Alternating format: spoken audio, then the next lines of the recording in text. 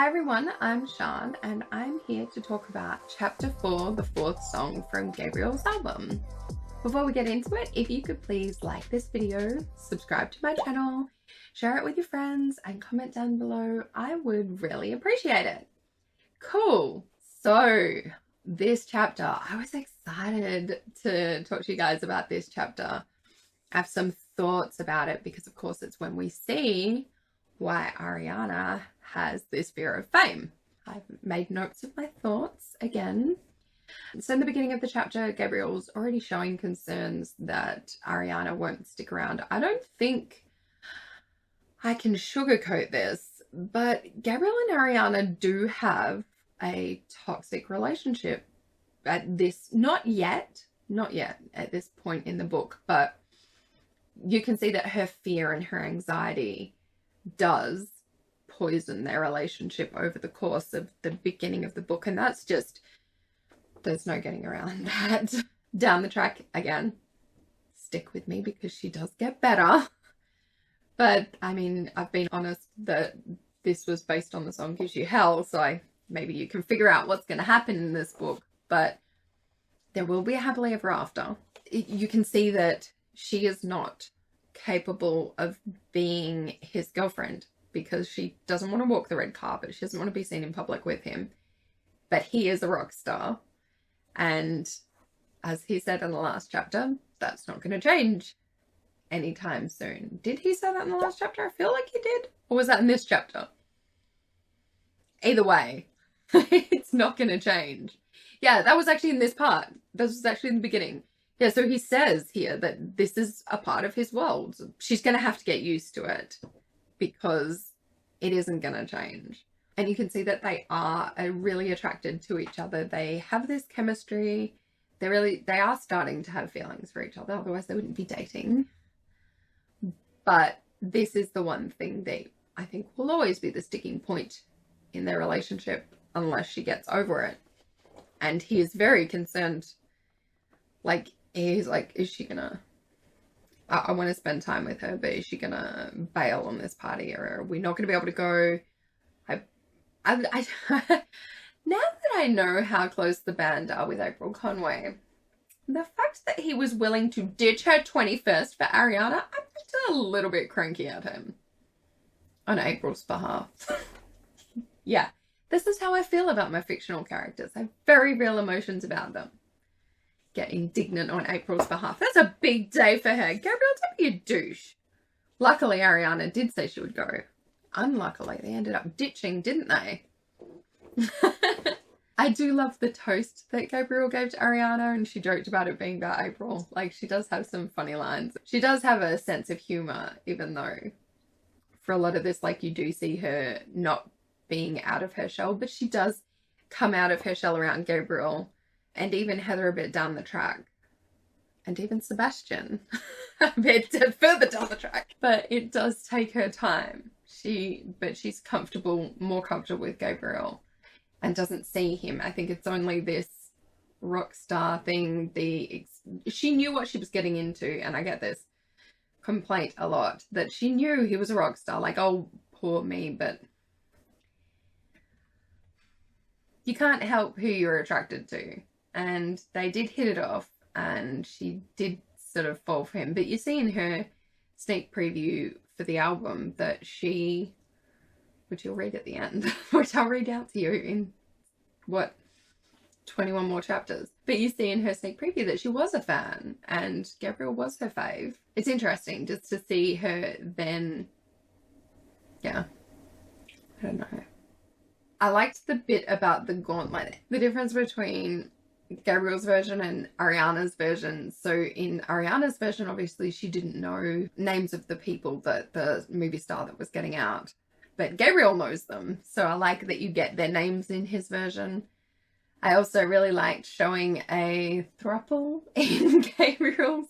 So like that in Ariana's version, she just gets like, this movie star got out and then so did two other people. But in Gabriel's version, we find out that they're actually a throuple, which I thought was very sneaky of me. I liked that. And maybe I will write a menage down the track about them. Who knows? once I branch off into reverse harem, it's every man for himself. That was a little...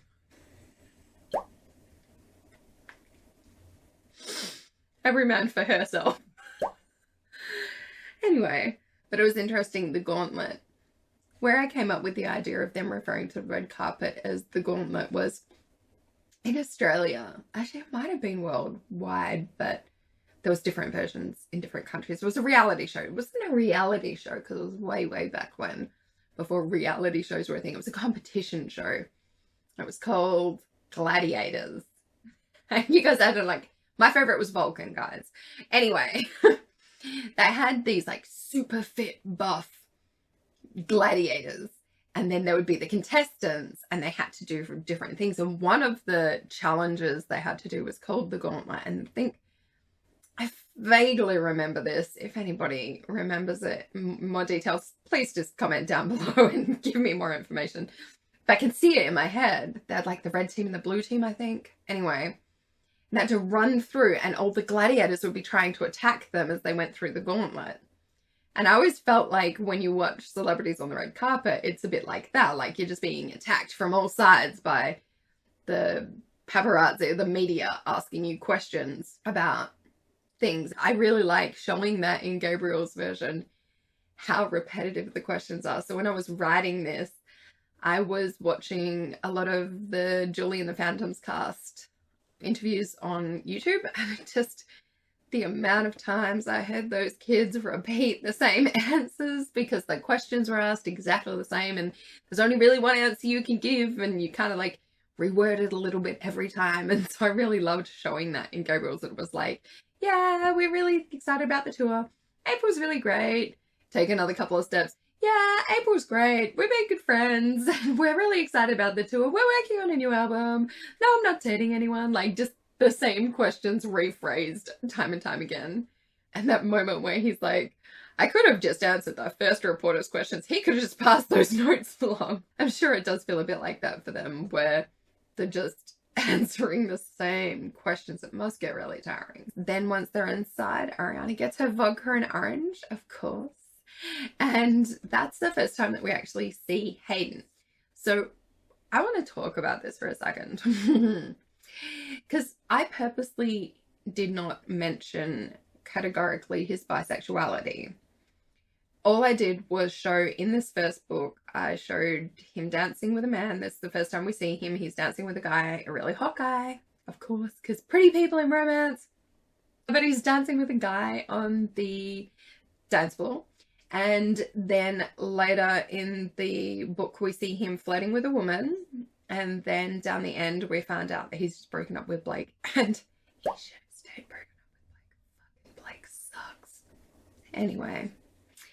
So there's just these three different sort of interactions that we see of him with somebody flirting with a person, whether it's a man or a woman. But I never stated it categorically. And then in the second book, I'm just going to tell you, he gets into a relationship with a woman. And I had multiple readers contact me and say the exact same thing. And that was, I don't know why I thought Hayden was gay. So the second he was depicted in a relationship with a woman, they immediately forgot about anything else that had happened with him.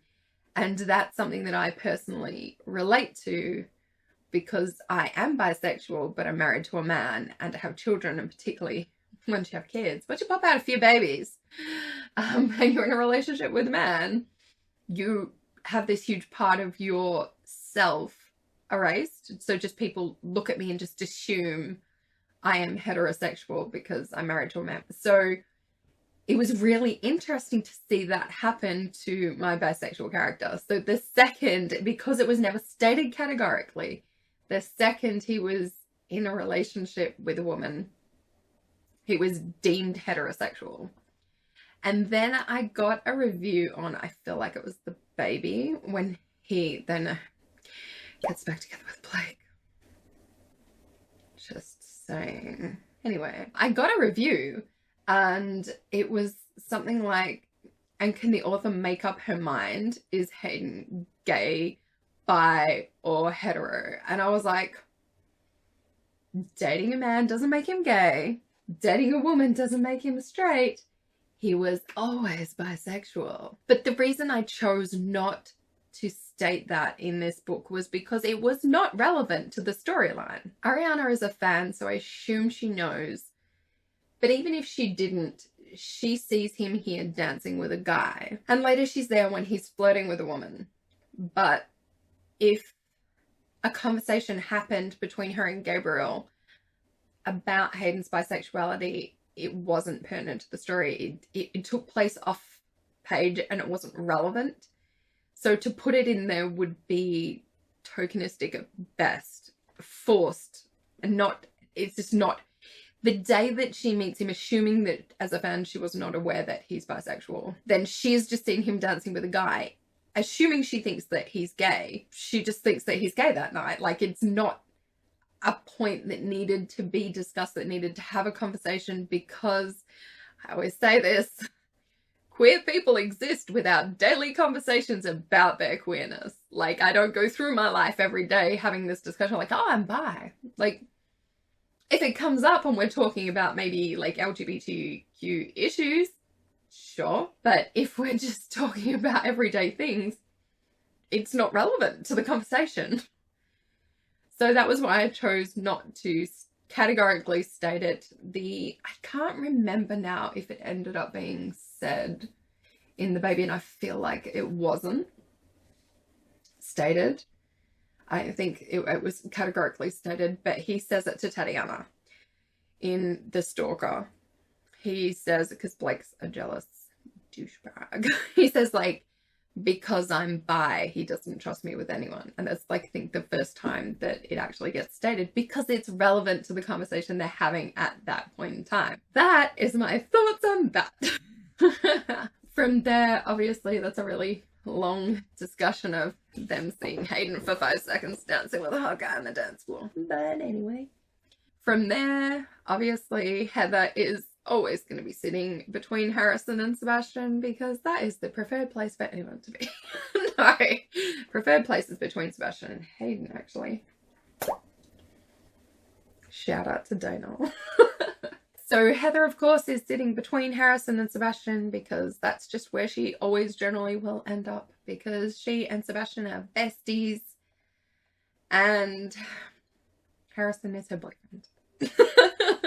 And then obviously they go over there and they're talking, and this is again why I like the companion novel, because Gabriel kind of checks out of that conversation and has a little one with Sebastian, which I just loved.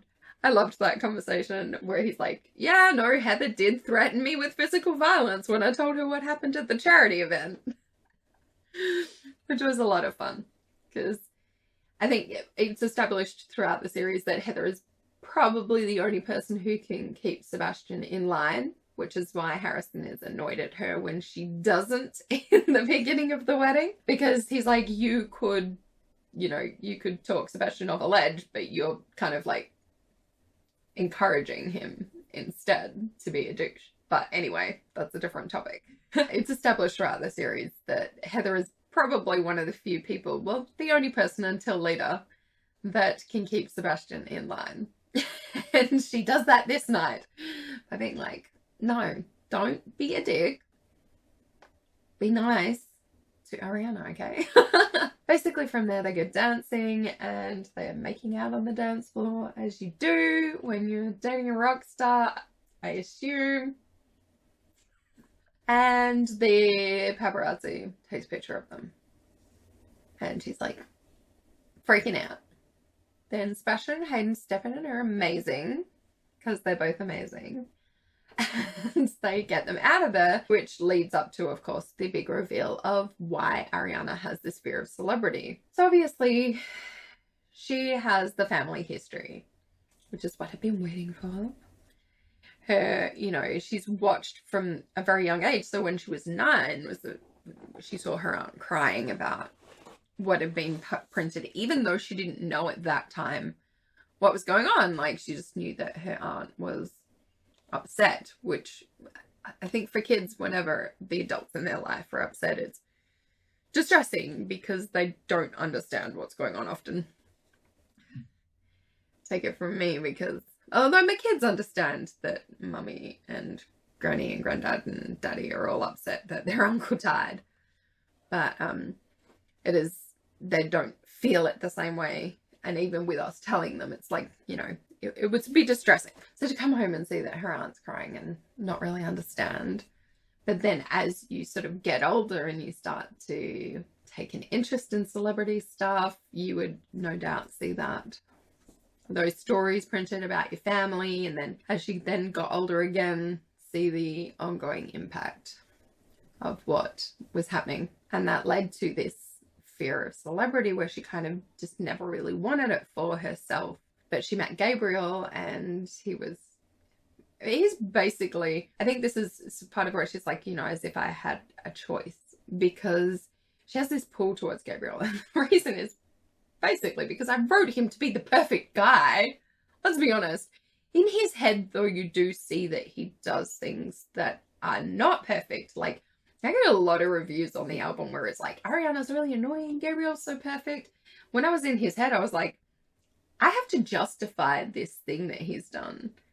How do I even justify that? Because that is a dick move. Like, there's a chapter coming up where he does disrespect Ariana. Like, he pushes aside her feelings because he thinks that it's not warranted. Like, he doesn't see it the same way as her. And something that I've sort of we've talked about in therapy is that everybody has a different value system. So let's take an example. Let's just do some therapy on this session. But let's say you really value the dishwasher being stacked a certain way. I know there's some people out there now who are going, yes, so true. But so you value the dishwasher being stacked a certain way because you think that's important and that is what you see as right. But somebody else, one, may think that's not the best way to do it, but also that might just not be something that they value as highly as you do. So their value system might be on, you know, like the way the towels are folded. I'm just relating these to household chores, but I'm sure you can take these concepts and apply them to a lot more personal things to you. But household chores are something we all do rather than towels. Let's say the way that clothes are hung out on the line. I know some people who are very, very picky about the way the clothes are hung out on the line. This is just something. I remember somebody I worked with once was like, my mother-in-law comes around and does the washing for me, which I'm very grateful for, but she hangs the clothes out wrong. And I was like, because I don't value that, right? But so somebody else's value system is different than yours. And in this example with Gabriel and Ariana, look, I'm finally back off my tangent. Finally brought it around to where we're at. With this issue with Gabriel and Ariana, his values didn't align with hers, and he just kind of wrote her values off what she valued and was feeling as not important because he didn't value them. That person who doesn't care how the dishwasher's stacked, just shoving their things in there, and you're like, but I care about this. This is like, what? So I should have left this conversation for that chapter. But it kind of applies here.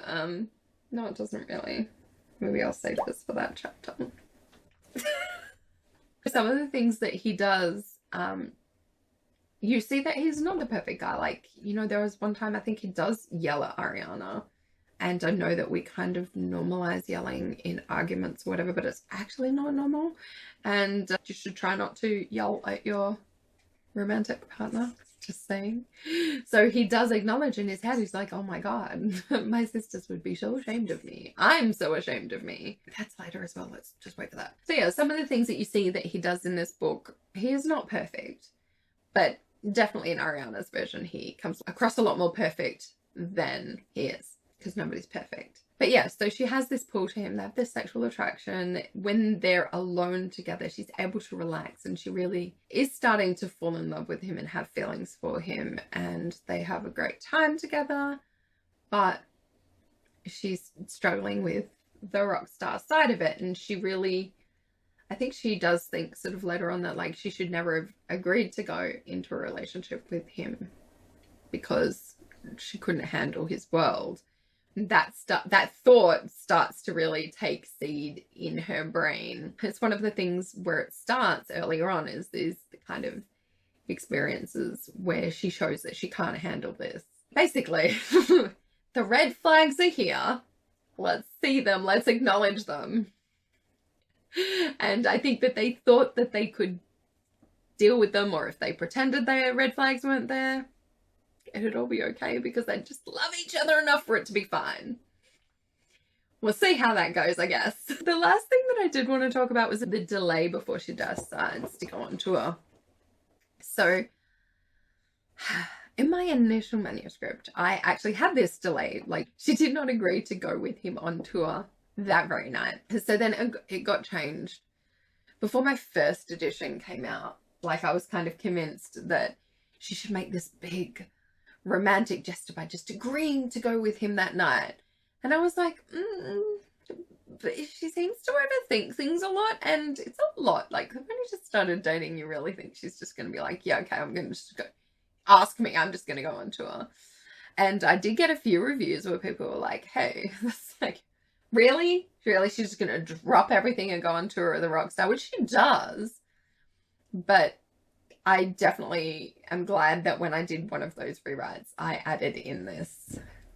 Was that in the... Did I do that in the first rewrite? Or was that in October? I think it was in the October.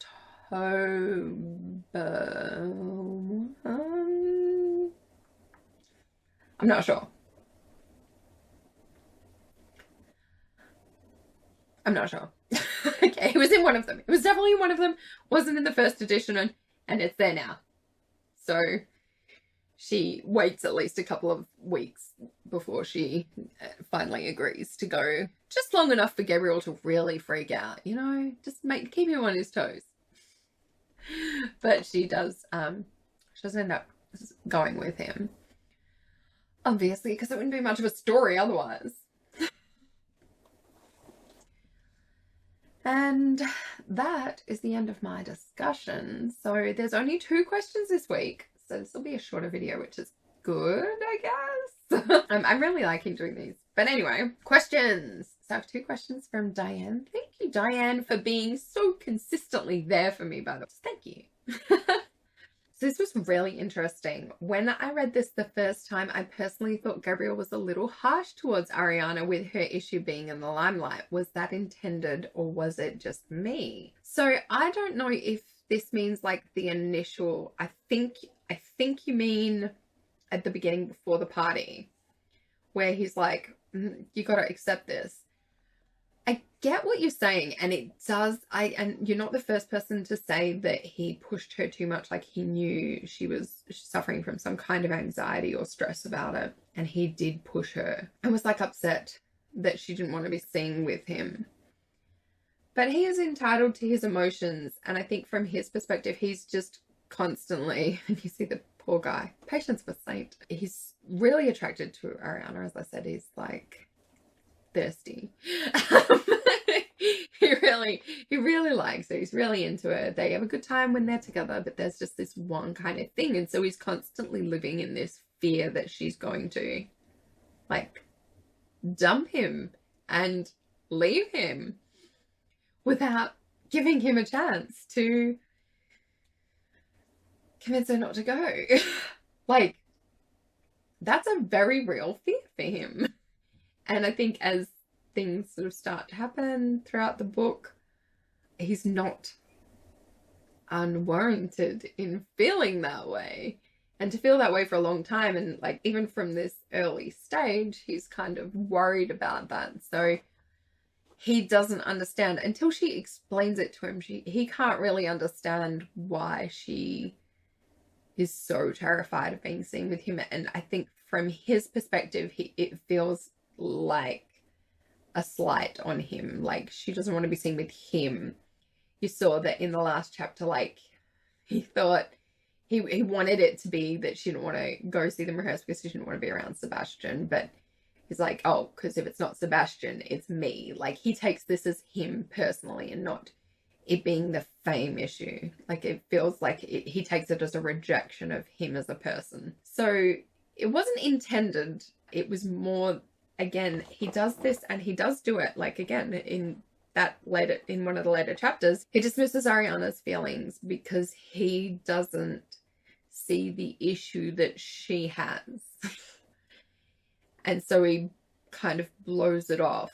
And you're right, like, here he does do that again, like, he doesn't get it. And so because he's feeling rejected, he kind of like comes across a little bit harsh. So see, he's not perfect. Like I said, I'm glad you asked that question. Oh, I like this one. So this is the other question. It was a personal question. Am I going to wear the same top each time? No offense. Just curious. I have not actually worn the same top every time, Diane. Just saying. I did wear 2 stripy tops. Then I wore a Dangerfield dress. And this time I'm wearing, I don't know how much of it you can see, but I love this dress. I got this dress off Wish for like 10 bucks. And it's a paint can pouring out paint. And the bottom of the dress is, I don't know what you'll see if I stand up, but the bottom of the dress is like the paint. It's really cute and I really love it.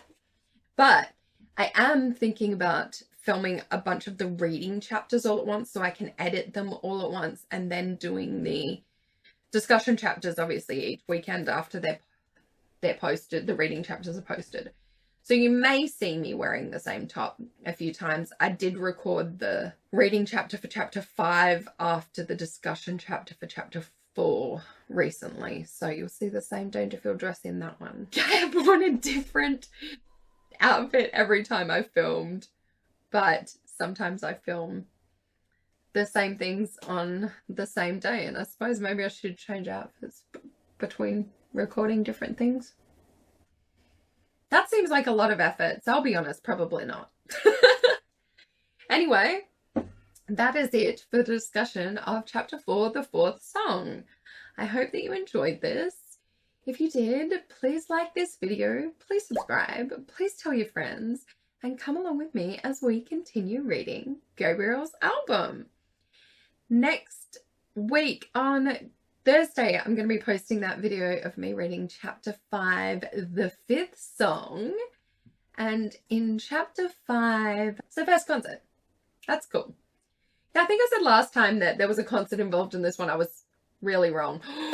Oh, I have things to say about the 5th song. I always say this. I was like, I'm so excited to tell you about the 5th song. There's just some, oh my God, some of these chapters coming up, like, things get juicy. I'm so excited. Oh. Anyway, I'll shut my mouth. But yes, in the meantime, thank you for being here. Thank you for watching this video. And I will see you next time. Bye.